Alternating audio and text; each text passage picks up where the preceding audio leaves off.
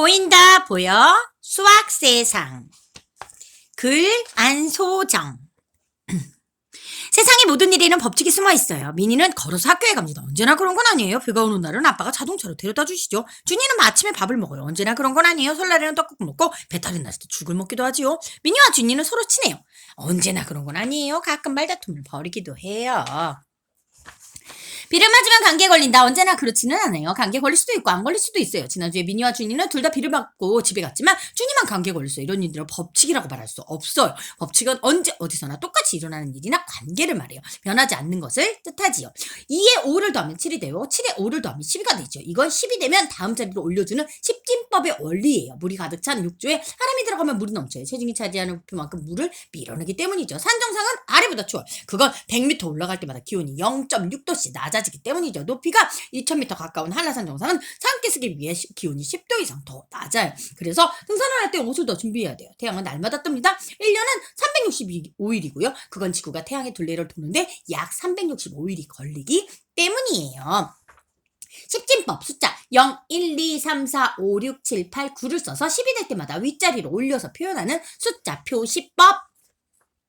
이런 일들은 모두 법칙이라고 할 수 있어요. 누구나 당연하게 여기고 언제나 변하지 않는 일들이죠. 세상에서 벌어지는 일 가운데에는 법칙이 숨어있는 경우가 많아요. 이쪽 우리가 알고 있는 일도 있고 미처 몰랐던 일도 있어요. 아주 옛날에는 지구가 태양의 주위를 도는지 정확히 몰랐지요. 그런 주장을 했던 갈릴레이는 종교 재판을 받기도 했답니다. 그러나 지금은 어느 누구도 갈릴레이가 주장했던 그래도 지구는 돈다라는 말이 틀렸다고 하는 사람이 없습니다. 그것은 이 주장이 제일 세상에 참된 이치이기 때문이에요. 우리는 이것을 진리라고 합니다. 숨어있는 법칙을 찾는 거예요. 이 뒤에 있는 나일강 지역은 인류 문명이 발생한 곳입니다. 이 지역은 옛날 홍수 때문에 나일강의 강물이 자주 넘쳐서 주변 땅에 모두 물이 잠기곤 했어요. 그런데 곰곰이 따져보니 나일강은 해마다 비슷한 시기에 꼭 넘치곤 했죠. 사람들이 하늘의 별을 관찰해서 홍수가 나는 시기를 알아냈어요. 매년 나일강이 넘치기 시작해 나일강 서쪽의 도시 멤피스까지 물이 들어올 때쯤이면 새벽녘 동쪽 하늘에 시리우스의 별이 떴답니다. 그리고 다시 시리우스 별이 같은 자리에 나타나면 또 홍수가 났죠. 그래서 사람들이 이렇게 되기까지 365일이 걸린다는 것을 알아냈어요. 이것은 지구가 공전을 하기 때문이에요. 그래서 365일을 1년으로 정하게 되었고 홍수가 나는 시기도 해마다 추측을 할 수 있게 되었답니다. 그런데 이것은 정확하지 않아요. 시리우스 별이 나타나는 주기는 360보다 약간 더 길었거든요. 결국 이집트 왕은 4년마다 마지막 날을 휴일로 정해 하루를 늘리도록 했어요. 이것이 윤년의 시작이 됩니다. 윤년은 4년에 한 번씩 2월이 29일까지 있는 해입니다. 하지만 이것도 정확한 것은 아니었답니다. 그래서 1582년 로마 교황 그레고리 13세는 100을 나누어지는 해를 윤년에서 제외시켰어요. 이것이 오늘날 우리가 쓰는 달력으로 그레고리력이라고 해요. 숨어있는 법칙을 찾는 것은 힘든 일이에요. 우리가 매일 보는 달력도 이렇게 오랜 탐구를 통해 만들어진 거랍니다. 수학과 과학은 우리가 사는 세상에 숨어있는 법칙을 찾는 거예요. 이것을 발견이라고 해요. 발견은 지금까지 세상에 알려지지 있지 않거나 아무도 생각하지 못했던 이치를 처음으로 찾아내는 거예요. 발명이 없던 것을 새로 만들어내는 일이라면 발견은 미처 몰랐던 일을 알아내는 일이랍니다. 세상을 탐구하는 일이에요. 이집트 사람들이 나일강의 홍수가 언제쯤 일어나는지 알고 나자 또 다른 문제가 생겼어요. 홍수가 지나고 물이 잠겼던 땅에 물이 빠지고 나면 땅의 모양이 변해 있었던 거예요. 네모난 모양의 땅은 각진 부분이 깎여서 둥근 모양이 되었고 길쭉한 모양의 땅은 한쪽이 허물어져 세모 모양이 되었어요. 원래 모양대로 있는 땅은 거의 찾아볼 수가 없었어요. 사람들은 자기 땅을 찾으려고 서로 다투었죠. 그러다 보니 땅의 모양에 관심을 갖게 되었고 결국 도형을 생각하게 되었답니다. 3개의 선분으로 둘러싸인 도형을 삼각형, 4개의 선분으로 둘러싸인 도형을 사각형이라고 했어요. 사다리꼴 원 모양도 생각하게 되었죠. 땅의 넓이를 구하는 방법도 알아냈어요. 그래서 땅의 모양이 다르더라도 얼마든지 넓이를 구할 수 있게 되었답니다. 이처럼 수학은 생활 속 경험에서 시작되었어요. 과학은 주로 자연세계에 숨어있는 법칙을 찾죠. 수학은 자연세계를 포함한 우리가 경험하는 모든 일에서 세상의 법칙들을 따져보고 알아내는 거예요. 세상을 탐구하는 일이랍니다. 더하면 많아져요. 곱하면 몇 곱절씩 더욱 많아지죠. 빼면 줄어요. 많이 누르면 나를수록 목은 점점 줄어들지요. 이것은 우리가 살면서 경험하는 것들이에요. 가로가 길어지면 넓이는 넓어지고 높이가 넓을수록 부피는 늘어나요. 굵기가 같은 경우 짧은 통보다 긴 통에 물이 더 많이 들어가는 것과 마찬가지예요. 수영장의 깊이가 깊을수록 물이 많겠죠? 이것은 수학을 몰라도 알 수 있어요. 당연한 법칙이잖아요. 수학은 세상에 일어나는 일들에서 법칙을 발견하고 원리를 만드는 거예요. 살면서 당연하다고 느끼는 것들이 왜 그런지를 설명하는 거랍니다. 덧셈과 곱셈, 뺄셈과 나눗셈, 그리고 넓이와 부피 모두 세상살이에서 알게 된 수학의 원리예요.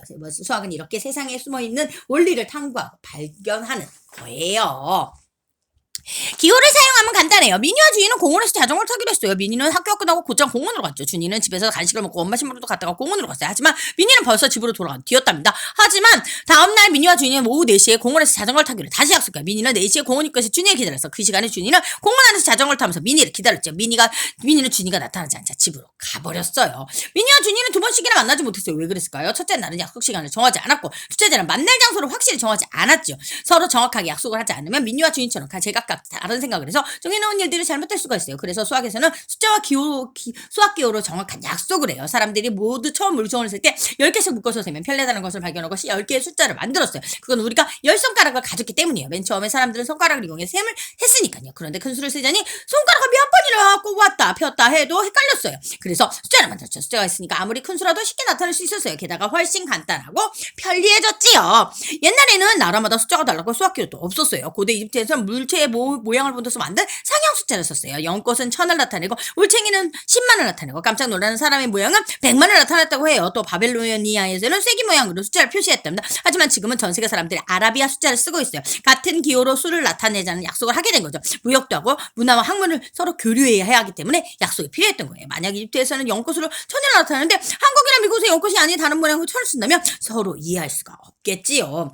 미니는 외갓집에서는 사과나무와 감나무가 있습니다. 올해는 감나무에 감이 아주 많이 열렸는데 사과보다 5배하고 또 15개가 더 많았어요. 그런데 미니 할머니는 꼭 감 50개로 꽃감을 만드셨어요. 미니는 꽃감을 만들고 남은 감 4 무더기로 나누고 사과 5개를 먹었어요. 그랬더니 감 무더기의 개수와 남아있는 사과 개수가 같아졌어요. 올해 수확한 감과 사과는 각각 몇 개일까요? 이렇게 근문정도 수학과 수학교를 간단하게 나타낼 수 있습니다. 감, 사과 곱하기 5 더하기 15. 감 마이너스 50 나누기 4는 사과 마이너스 5 더하기 빼기 곱하기 나누기 같다를 더하기 빼기 곱하기 나누기 같다 같이 약속된 기호로 나타냈어요. 수학 기호를 사용하면 짧게 나타낼 수도 있어요. 이처럼 수학 기호는 간편한 약속이랍니다.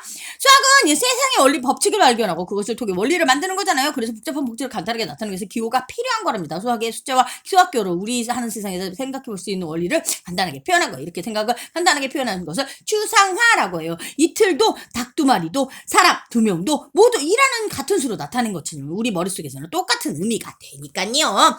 생각해보면 방법이 있어요. 콩쥐는 지금 큰 통에 가득 들어있는 콩을 세어야만 합니다. 콩쥐의 새엄마가 팥쥐에 잔치에 가면서 시킨 일이랍니다. 콩쥐도 잔치에 가고 싶었어요. 하지만 콩의 개수가 너무 많아서 일일이 세는 것은 불가능해 보여요. 과연 콩쥐는 잔치에 갈 수 있을까요? 콩쥐는 결국 잔치에 갔다 갑니다. 어떻게 된 걸까요? 참새가 콩쥐를 도운 걸까요? 콩쥐는 처음에 콩이 가득 든 통 앞에서 울기만 했어요. 그러다가 곰곰이 생각을 해봤죠. 콩을 손쉽게 셀 수 있는 방법이 없을까 하고요. 그러다 번쩍 생각이 나서 이러면 되겠네. 콩쥐는 먼저 작은 통을 구해서 콩을 가득 담았어요. 작은 통에 콩을 세어보니 모두 520개였어요. 다음 콩쥐는 큰 통의 가로와 세로를 재서 큰 통의 가로와 세로 작은 통의 10배가 된다는 사실을 알아냈어요. 작은 통을 가로로 10개, 세로로 10개씩 늘어넣어 모두 100개가 되죠. 이것이 바로 큰 통의 밑넓이가 되는 거예요. 그리고 큰 통의 넓이도 작은 통의 10배가 되니까 10개의 단을 쌓은 게 돼요. 큰 통 밑넓이와 높이를 이용하면 크기를 알 수 있어요. 100 곱하기 10단은 1000개, 즉 큰 통은 작은 통 1000개를 합쳐놓은 크기인 셈이죠. 밑넓이, 원기둥, 각기둥 등 직육면체의 밑면의 넓이. 콩쥐는 작은 통에 들어있는 콩이 520개니까 여기에 1000배를 더하면 된다고 생각했어요. 520개 곱하기 1000배 52만 개. 콩쥐는 일일이 세지 않고도 큰 통에 들어있는 콩이 52만 개라는 사실을 알아낸 거예요. 물론 이 방법으로 아주 정확한 콩의 개수를 알 수는 없지만 대략 어느 정도인지를 알 수 있어요. 만약 콩쥐의 새엄마가 콩의 개수가 정확하지 않다고 말한다면 그건 새엄마에게 맞는지 직접 세어보라고 하죠. 이런 방법을 이용하면 온 나라에 있는 콩의 개수를 셀 수 있답니다. 내 쌀을 얼마나 생산했는지도 계산할 수 있어요. 논 한 평에서 수확한 쌀의 양을 알아낸다면 전국의 논 넓이만큼 곱하면 되는 거예요. 전국의 논 넓이가 10,000평이면 만을 곱하고 100만 평이면 100만을 곱하면 돼요. 아주 어려운 일이 닥쳤을 때 콩쥐처럼 생각하면 방법을 찾을 수 있어요. 고대 그리스 수학자 아르키메데스는 우주에 모래를 가득 채우는 상상을 하고는 모래 알갱이를 모두 세는 방법을 생각했어요. 콩쥐가 생각하는 방법과 같았죠. 모래 한 줌을 접어서 세기는 힘들지만 방법을 생각해보면 아무리 많은 모래 알갱이도 셀 수 있어요. 생각을 해보면 방법이 있어요. 아무리 어려운 문제라도 답을 찾을 수 있는 거예요. 나만의 방법이 필요해요. 준이가 블로그 쌓기를 하고 있습니다. 맨 아래부터 차곡차곡 쌓은 블록을 피라미드 모양입니다. 선이가 물었습니다. 블록이 모두 몇 개야? 준이는 블록의 메뉴부터 차례로 세어갔습니다. 그런데 아래로 갈수록 블록의 수가 많아져서 세기가 힘들어집니다. 준이가 준이에게 제안을 합니다. 그걸 어떻게 일일이 다 세고 있어? 덧셈을 이용해봐. 메뉴부터 한 개씩 많아지니까 1 더하기 2 더하기 3 더하기 4 더하기 5 더하기 6 더하기 7 더하기 8 더하기 9 더하기 10을 하면 돼. 그렇네. 그럼 1에 1을 더하면 3, 또 3에 더하면 6, 또 그만 안 더. 그걸 언제 다 더해? 이렇게 더하면 되잖아. 미니가 종이를 쓰더니 이렇게 설명을 했어요. 1 더하기 10, 2 더하기 9, 3 더하기 8, 4 더하기 7, 5 더하기 6, 11, 11, 11, 11, 11, 11, 11이 5개, 11 곱하기 5는 5, 15. 자, 잘 봐. 이렇게 둘씩 짝지어 더하면 11이 되고, 11이 5개니까 11 곱하기 5 하면 되잖아. 미니가 더한 방법은 수학자 가우스가 9살 때 생각나는 방법이야. 1부터 100까지의 수를 모두 더하라. 가우스는 선생님이 문제를 내자면 눈꺼풀 쳐서 계산을 했답니다. 1 더하기 2 더하기 3 더하기 4 차례대로 100까지 더하자면 한참 걸릴 거야. 하지만 가우스의 자신만의 생각했던 거죠. 가우스가 방법한 이 방법은 자연수의 합을 구하므로 수학의 원리가 되었어요. 준이와 선이 미니는 똑같은 문제를 두고 다른 방법을 풀었어요. 자신만의 방법을 발견했던 거예요. 어떤 문제가 있을 때 자신만의 방법을 찾아 해결해보세요. 우리 가까이 있어요. 미니와 선이는 놀이터에서 시소를 타러 갑니다. 선이가 시소에 먼저 올라탔어요. 그러자 미니가 시소에 오르자 선이의 몸이 위로 번쩍 올라가 있어요. 그런데 미니의 몸이 선이보다 무겁기 때문이죠. 선이가 아무리 힘을 써도 시선은 내려가지 않았어요. 미니도 땅을 바로 굴러 몸이 올라가게 해봤지만 자꾸만 바닥으로 주저앉습니다. 미니와 선이는 함께 시소를 탈 수 없는 건가요? 미니는 이렇게 해보세요. 선이가 앉은 쪽으로 조금 가까이 가보세요. 그러자 선이의 몸이 아래로 간 건데 시선을 어느 쪽도 기울지 않게 되었어요. 미니는 어떤 원리를 발견한 걸까요? 미니는 앞으로 당겨 앉아 시소의 중심에서 미니가 앉은 곳까지 거리를 짧게 했어요. 그러자 미니와 선이가 균형을 이루는 시소의 수평이 된 거예요. 미니와 몸무게의 시소의 중심에서 미니가 앉은 곳까지 거리를 곱한 것과 선이의 몸무게와 역시 시소의 중심에서 선이가 앉은 곳까지 거리를 곱한 것이 같으면 시선은 수평이 돼. 몸이 무거울수록 중심으로부터의 거리를 짧게 하고 가벼울수록 거리를 길게 하는 거죠. 이것을 지렛대의 원리라고 해요. 아르키메데스는 이 원리를 이용해 큰 배를 들어 올렸대요. 지렛대를 수평이 되도록 만든 것이죠. 아르키메데스는 긴 지렛대만 있다면 지구도 들어 올릴 수 있다고 큰 소리를 쳤답니다. 우리 주위를 살펴보면 수학이 보여요. 꿀벌의 집은 정육각형 모양이고 매미들이 13년이나 17년만 태어나는 거 이유가 있어요. 매번 알고 보고 다 수학이 숨어있죠. 혹시 타일이나 보도블록 벽돌들을 살펴보세요. 왜 정육형의 모양의 타일이나 벽돌은 없을까요? 왜 길에 있는 맨홀 뚜껑은 모두 원형일까? 신욕한다 명함은 왜 같은 모양일까요? 이런 의문 속에 우리 수학의 원리가 숨어있어요. 수학은 우리 가까이 있어요. 우리 주위를 주의 깊게 살펴보면 수학이 보일 거예요. 그렇다고 숨어있는 수학을 찾으려고 벌집을 건드리지 말아요. 매미, 해벌레인, 군뱅이가 사는 집을 건드려도 곤란하죠. 군뱅이는 구르는 재주가 있으나 가만히 있지는 않을 테니까요. 생각하는 힘을 키워요. 계산만 잘하면 되지 않나요? 나는 거스름 또한 수학은 너무 어려워요. 모두가 할 필요 없잖아요. 공식을 꼭 외워놔야 볼 필요도 없는 수학은 수학이지만 하면 되는 수학은 몰라도 사는데 아무 문제 없어요. 수학은 우리 생각과 아무 상관이 없어요. 여기서 미니와 준이가 수학에 대해 갖고 있던 생각들이에요. 미니와 준이의 생각은 모두 옳을까요? 수학은 우리 가까이 있어요. 우리는 날마다 수학을 만나고 있죠. 물론 수학이 우리 생활과 관계 있는 것은 아니에요. 때로는 우리 일상과 관계가 상관이 없기도 하죠. 그렇다면 수학은 왜 하는 거야? 도대체 어디 쓸 수 있는 거지? 대부분 미니와 준이처럼 불평할 때가 있어요. 수학자 유클리트의 제자도 이런 불평을 했어요. 수학을 배워서 어디에 써먹을 수 있나요? 너는 쓸모만 생각하는구나. 배운 걸로 뭘 얻고 싶으면 이 돈이나 가져가라. 유클리드 이렇게 돈을 던져주었다고 해요. 수학은 우리 생활에 쓰이지 않거나 눈에 보이지 않는 생각들을 다룰 때가 있어요. 그래서 미니나 주인처럼 수학은 아무런 쓸모 없다고 생각할 수도 있다. 하지만 수학을 하면 생각하는 힘이 커져요. 그리고 지혜도 생기죠. 수학을 하려면 세상 모든 일에 숨어있는 원리를 따지고 이해하기 때문이에요. 생각하는 일이 하나도 즐겁지 않다고 아무런 노력도 하기 싫다고 조금만 버릴 수 없어요. 그러면 생각하는 힘이 커지고 생각하는 즐거움도 느낄 수 있을 거예요. 수학은 이해하는 것이 아니라 익숙해지는 것이다. 노이만. 수학은 나라의 번영을 정합니다. 나폴레옹. 수학은 생각을 절약하는 방법입니다. 푸엥카레. 수학은 뻔한 사실을 뻔하지 않게 증명하는 것이에요. 폴리야. 수학을 공부하지 않는 사람들에게는 믿기지 않게 보이는 일들이 있답니다. 아르키메데스. 자, 수학을 아름다운 것은 베토벤의 교향곡이 아름다운 것과 같은 거랍니다. 에오디시.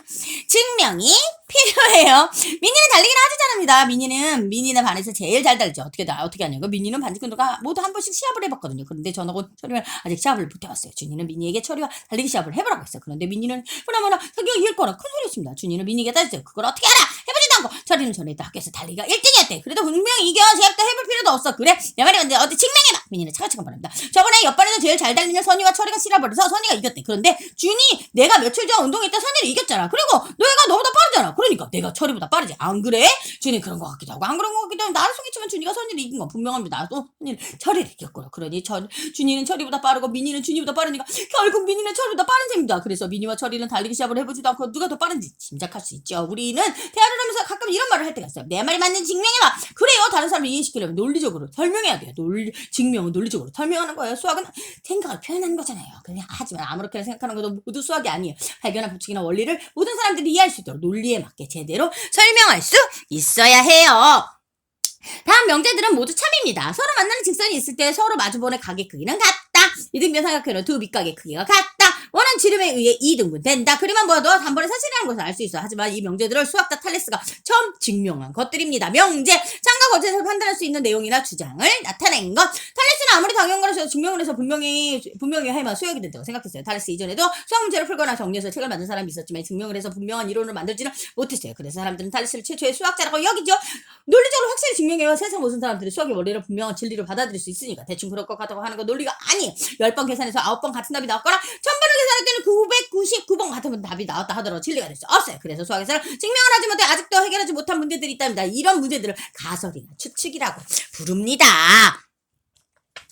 기계의 힘을 빌리지 않아요. 미니와 주인은 학교에서 제일 큰 은행나무 앞에서 옥신각신. 은행나무가 저기 운동장에 있는 가로등보다 키가 커. 에이, 가로등이 계단 아래에 있어서 그래. 내가 보기엔 가로등이 은행나무보다 더 높은 것 같은데. 야, 이 은행나무가 얼마나 오래된 건데. 교실 3층 유리창까지 가지가 뻗었잖아. 저 꼭대기에서 올라가서 줄자로 바닥까지 재볼까? 근데 가로등은 어떻게 재? 가로등은 올라갈 수가 없잖아. 두 사람의 이야기를 듣던 선이가 제안합니다. 그러면 그림자의 그 길이를 재봐. 그럼 비교할 수 있을 거야. 그래, 그림자 길이가 더 긴 게 키가 더 클 거야. 미니와 준이는 줄자로 은행나무 가로등의 그림자의 길이는 은행나무의 그림자 길이는 3m였고 가로등의 그림자 길이는 2m 50이었어요. 그림자 길이를 비교해보면 은행나무가 가로등보다 더 높다는 걸 알 수 있었어요. 하지만 은행나무는 가로등보다 얼마나 높을까요? 그림자 길이가 50cm 길다고 그래서 은행나무가 가로보다 50cm 더 높은 건 아니잖아요. 은행나무의 실제 높이를 어떻게 알 수 있을까? 미니는 자신의 키와 비교를 해보고 그랬어요. 어떻게 비교냐? 물론 그림자의 길이로 비교해보는 거야. 미니는 선이에게 자신의 그림자 길이를 재보라고 했어요. 미니의 그림자의 길이는 70이었어요. 그래서 미니는 이렇게 큰 소리를 치는 거야. 은행나무 높이는 6m고 가로등 높이는 5m야. 미니는 그림자 그림만 가지고 어떻게 그 은행나무 가로등 높이를 알아냈을까요? 미니의 키는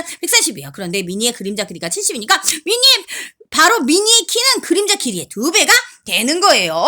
이제 눈치를 챘나요? 바로 미니의 그림자 길이와 키를 비교한 것처럼 은행나무도 높이도 은행나무 그림자 길이 2배가 되겠죠. 그래서 그림자 길이가 3m인 은행나무의 높이는 6m가 돼요. 가로등 높이도 마찬가지예요. 가로등의 그림자 길이가 2m 50이니까 2배를 하면 5m가 되죠. 이렇게 직접 재볼 수 없어요. 생각을 해보면 높이를 알아낼 수도 있어요. 수학자 탈레스도 피라미드의 그림자 길이로 피라미드의 높이를 알아냈대요. 수학의 지혜는 이렇게 직접 재보지 않고도 높이나 거리를 알 수 있게 해줍니다. 이런 지혜는 생각하는 힘에서 나오죠. 생각하는 힘은 문제를 해결하게 해줍니다. 기계의 힘을 빌리지 않아도 직접 해보지 않아도 생각을 해보면 알 수 있어요. 생각을 하면 길이 보여요. 미니와 준이, 선이는 동굴 탐사를 하러 갔습니다. 호기심 많은 미니는 동굴 탐사 아주 좋아해요. 동굴 속은 정말 신기하고 볼 게 많았다. 자그마한 연못에는 물고기도 있었고 재밌는 모양의 돌도 많았죠. 이야, 이건 코끼리 같다. 저건 나팔꽃 모양이네. 미니와 친구들은 계속 안으로 들어갔어요. 동굴 속 길을 지그재그를 꺾이더니 미니를 자꾸만 이리저리 꼬불꼬불하는 길로 안내했답니다. 그런데 그만 동굴이 그래서 아주 멀리 와버렸어요. 미니는 정신이 번쩍 들었어요. 준이와 선이가 보이지 않았으니까. 그래서 고장 발걸음을 돌려왔던 길로 되돌아가려고 하지만 길이 여러 갈래로 나눠져 있는데 어느 길로 왔는지 생각이 나지 않습니다. 미니는 동굴 속을 헤매고 있어요. 어떻게 동굴을 빠져나올 수 있었을까요? 선이는 동굴에 들어가기 전에 실을 준비했어요. 실 것을 동굴 입구에 묻어놓고 실을 조금씩 피우면서 동굴로 걸어들었어요. 동굴 밖으로 나올 때 실을 따라 걸어나왔죠. 실을 다시 감으면서 준이는 하얀 분필을 준비했어요. 동굴 안에서 길이 갈라지는 곳이 나올 때마다 분필로 지읒을 표시해두었죠. 마치 암호처럼요. 그건 준이의 이름에서 따온 거랍니다. 준이는 동굴 밖으로 나올 때 지읒 표시를 따라 나왔어요. 그런데 미니는 아무것도 준비하지 않았어요. 오히려 귀찮다며 준이와 선이에게 핀잔만 주었습니다. 이제 미니가 할 수 있는 건 곰곰이 생각하는 일뿐이에요. 미니는 동굴 입구부터 어떻게 걸어왔는지 생각해보세요. 하지만 잘 떠오르지가 않아. 그래도 미니는 생각만으로 계속 길을 걸어봅니다. 누군가 동굴 속에 길을 만들었다면 그 사람도 다시 돌아왔을 거야. 또 그렇다면 변환점이 분명히 있을 테지. 한쪽 벽만 따라가다 보면 어디가 반환점이 있을 거예요. 미니는 왼쪽 벽을 택했어요. 그리고 벽을 따라 계속 가봤어요. 벽을 놓치지 않기 위해서 벽에 손을 떼고 따라갔죠. 미니가 왼쪽 벽을 따라서 동굴을 계속 걸어가자 캄캄한 동굴 저 멀리 밝은 햇살이 보였어요. 그렇습니다. 동굴 안에서 그 길은 왼쪽과 오른쪽 두 개의 길 벽 사이에 있어요. 어느 벽에는 동굴 입구와 연결되어 있죠. 그래서 반쪽 벽만 따라가면 입구로 다시 나올 수 있답니다. 미니가 생각해낸 방법은 수학적 위너가 증명한 벽 따르기법이에요. 미니는 동굴에서 길을 잃었지만 당황하지 않고 생각을 해보았죠. 생각을 하면 숨어있던 길이 보여요. 생각을 하면 수학이 보여요.